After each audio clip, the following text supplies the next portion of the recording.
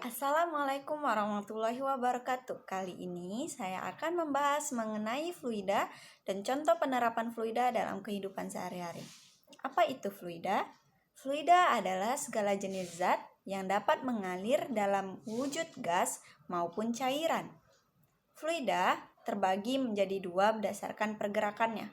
Yang pertama ada fluida statis dan yang kedua ada fluida dinamis.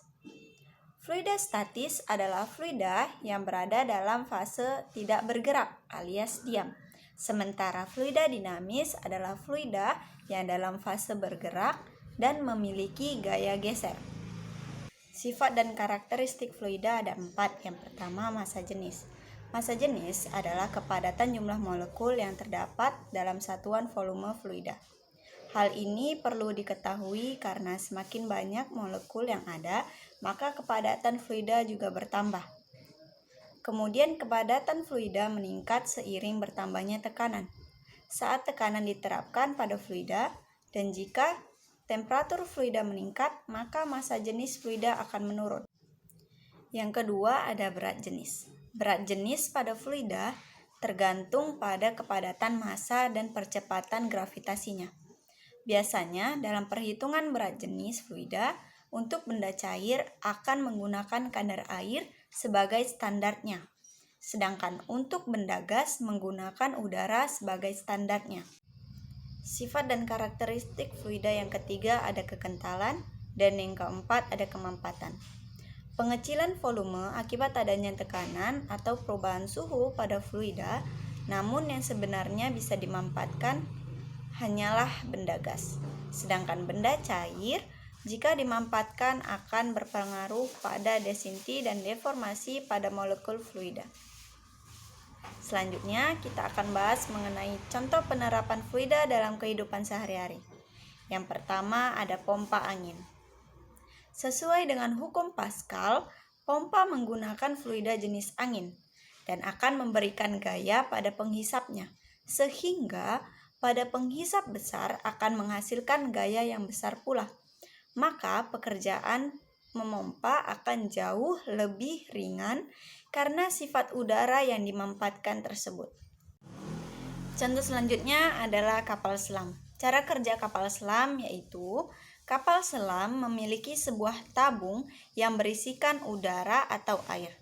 Jika ingin tenggelam, maka katup pada tabung tersebut harus dibuka sehingga air dapat masuk yang akan membuat kapal selam jadi tenggelam.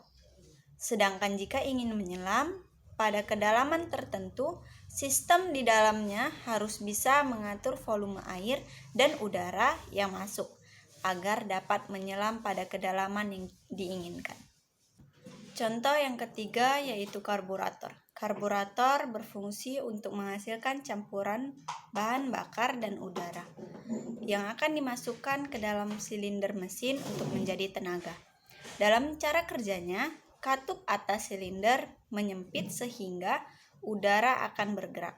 Tekanan di dalamnya akan memaksa bahan bakar keluar sehingga bahan bakar dan udara dapat bercampur sebelum memasuki silinder. Selanjutnya contoh yang keempat yaitu pembangkit listrik tenaga air atau PLTA. PLTA memanfaatkan bendungan air dan turbin untuk menghasilkan listrik dalam skala besar. Karena itu, analisa fluida terkait interaksi antara air dengan desain turbin harus dilakukan untuk memperkirakan watt listrik yang diproduksi dari generator AC pembangkit listrik. Lebih detailnya, fluida atau air harus punya momentum yang cukup untuk bisa mengukur bilah turbin. Dapat disimpulkan bahwa fluida adalah zat yang dapat mengalir dan berubah bentuk secara terus-menerus. Air dan udara merupakan dua bentuk fluida yang dapat kita temukan dalam kehidupan kita sehari-hari. Fluida dapat terbagi menjadi dua jenis yaitu fluida statis, diam, dan fluida dinamis, bergerak. Kemudian, fluida juga memiliki beberapa sifat dan karakteristik. Beberapa sifat fluida yang dapat diukur adalah massa jenis, berat jenis, kekentalan, dan kemampatan.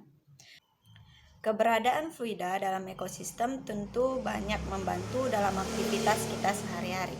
Ada beberapa barang yang memerlukan fluida dan sifat-sifatnya dalam cara kerjanya, sehingga dapat dikatakan bahwa fluida itu sangat bermanfaat bagi kehidupan kita sehari-hari. Demikianlah video ini saya buat, lebih kurangnya saya mohon maaf. Assalamualaikum warahmatullahi wabarakatuh.